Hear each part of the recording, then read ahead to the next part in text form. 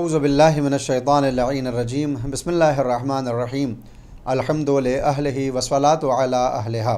حاضرین و سامعین، ایک بار پھر حسینی چینل کی طرف سے آپ تمام حضرات کا استقبال اور خیر مقدم کرتا ہوں۔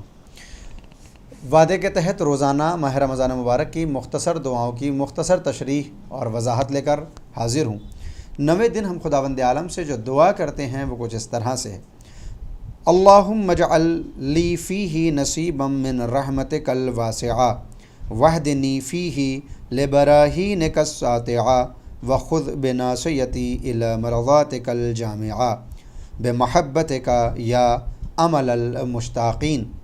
بار الہا، تو اپنی رحمت واسعہ کا اس مہینے میں میرے لیے بھی ایک حصہ قرار دے اور اس مہینے میں میری ہدایت کر اپنے روشن و منور دلائل کی طرف، اور مجھ کو اپنی خوشنودی اور رضامندی کی طرف لے جا جو تیری محبت کا سرمایہ ہے، اے مشتاقوں کے امید کا مرکز۔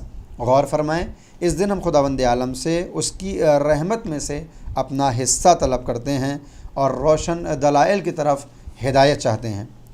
رحمت خداوند عالم کے لیے چند موجبات اور اسباب ہیں کہ جن کی وجہ سے خدا کی رحمت ہمارے شامل حال ہوتی ہے۔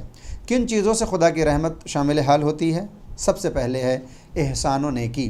جب ہم دوسروں کے ساتھ نیکی کرتے ہیں تو یہ نیکی سبب بنتی ہے کہ خداوند عالم کی رحمت ہمارے اوپر نازل ہونے لگتی ہے۔ نمبر 2، ایمان و اعتقاد خدا۔ جس انسان کا ایمان اور اعتقاد خدا پر جتنا بلند ہوگا، اس کے اوپر رحمت خدا کی بارش بھی اتنی ہی زیادہ تیزی سے ہوگی۔ یعنی جس انسان کا جتنا اعتقاد مستحکم ہوگا، خدا کی رحمت کی کثرت بھی اس کی ذات پر اتنی ہی زیادہ ہو جایا کرتی ہے۔ اور جو انسان خدا پر کم ایمان یا اعتقاد رکھتا ہو، پھر خدا کی رحمت بھی یقیناً ویسے حاصل نہیں ہوتی جیسے ہونی چاہیے۔ نمبر 3، یاد خدا۔ جو انسان اپنے آپ کو یاد خدا میں گرفتار رکھتا ہے، یعنی ہر وقت وہ خدا کو یاد کرتا ہے، اپنے دنیاوی امور میں بھی اور دینی معاملات میں بھی اگر وہ ہر وقت خدا کو یاد رکھے تو پھر خدا بھی اس کو یاد رکھتا ہے اور اپنی رحمتوں کو اس کے اوپر نازل فرماتا ہے۔ نمبر 4، عفو و گزشت۔ جب ہم دوسرے افراد کے ساتھ عفو و گزشت کا معاملہ کرتے ہیں، یعنی ان کی خطاؤں پر ان کو معاف کرتے ہیں، ان کی غلطیوں پر ان کو سرزنش نہیں کرتے بلکہ معاف کرتے ہوئے گزر جاتے ہیں، تو خداوند عالم کی رحمت جوش میں آتی ہے اور یہ رحمت ہمارے شامل حال ہو جایا کرتی ہے۔ نمبر 5، اطاعت خدا و رسول۔ اگر کوئی انسان یہ چاہتا ہے کہ خداوند عالم کی رحمت سے وہ مستفیض ہو، تو پھر اس کو یہ چاہیے کہ وہ اللہ کی اطاعت کرے اور اس کے رسول کی اطاعت کرے۔ اور جب بات اللہ اور رسول کی اطاعت کی ہو تو پھر قرآن کی وہ آیت نہیں بھلائی جا سکتی کہ جس میں اس نے کہا اطیعوا اللہ و اطیعوا الرسول و اولی الامر منکم۔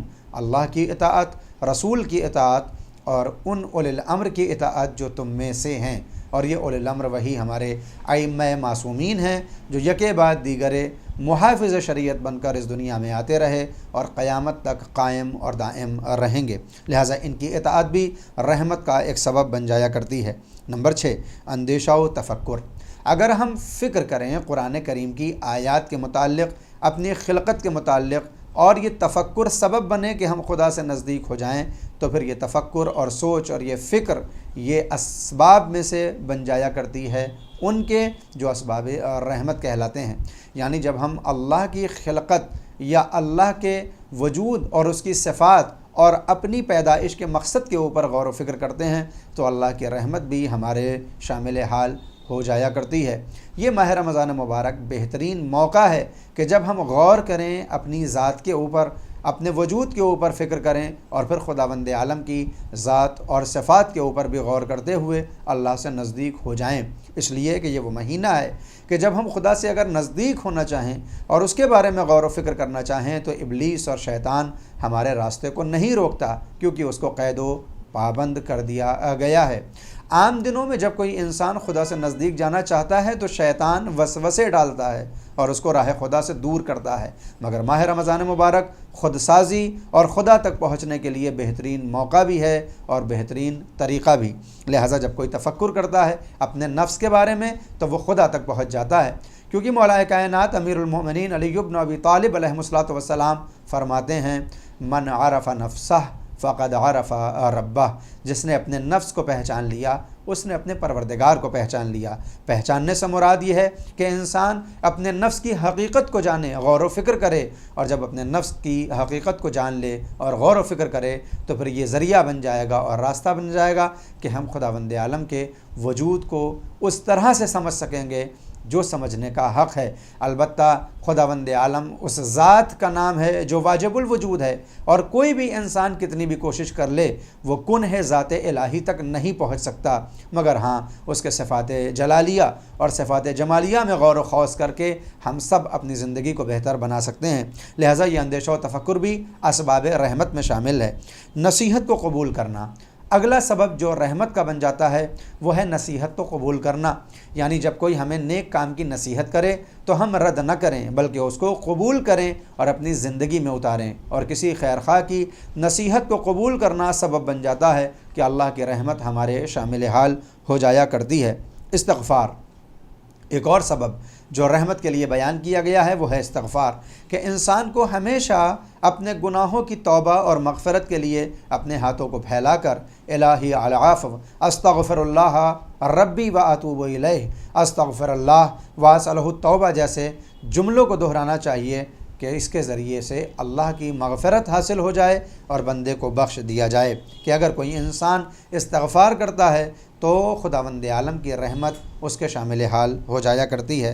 नंबर 9, तराहुम बर ज़ईफ़, यानी कमज़ोर अफराद के ऊपर रहम करना भी सबब बन जाता है कि जहाँ खुदावंद आलम की रहमत हमारी ज़िंदगी में शामिल हो जाती है। नंबर 10, मुराक़बा, अगर हम अपने आप की मुराक़बत करें, अपने आप की निगहदारी करें और अपने आप को वाच करें इस हैसियत से कि अगर कोई नेक अमल करें तो अपनी तहसीन करें, और अगर कोई बुरा अमल अंजाम दें तो फिर अपनी ही तौबीख़ करें। अगर हम ऐसा करते हैं तो ये मुराक़बा रहमत का सबब बन जाता है।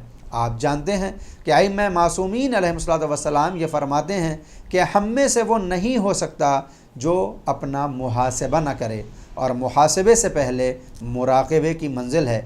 हर रात जब हम बिस्तर पर जाएं तो अपना मुहासबा करें, यानी आज के दिन हमने कितने नेक आमाल अंजाम दिए हैं, कितने बुरे फ़ेल अंजाम दिए हैं, और ये अहद करें और अल्लाह से वादा करें और अगले दिन ये कोशिश करें कि जो नेक काम किए थे उनमें इजाफ़ा हो जाए और जो बुरे आमाल व अफ़आल अंजाम दिए थे उनमें कुछ कमी आ जाए। और इस बात के ऊपर मुराक़बत करें, यानी अगले रोज़ अपने आप की निगहदारी करें और देखें और अपने आप को बचाएँ उन कामों से कि जिन कामों से खुदा नाराज़ हो सकता है। तो यही मुराक़बा सबब बन जाएगा कि खुदावंद आलम की रहमत हमारे शामिल हाल हो जाए।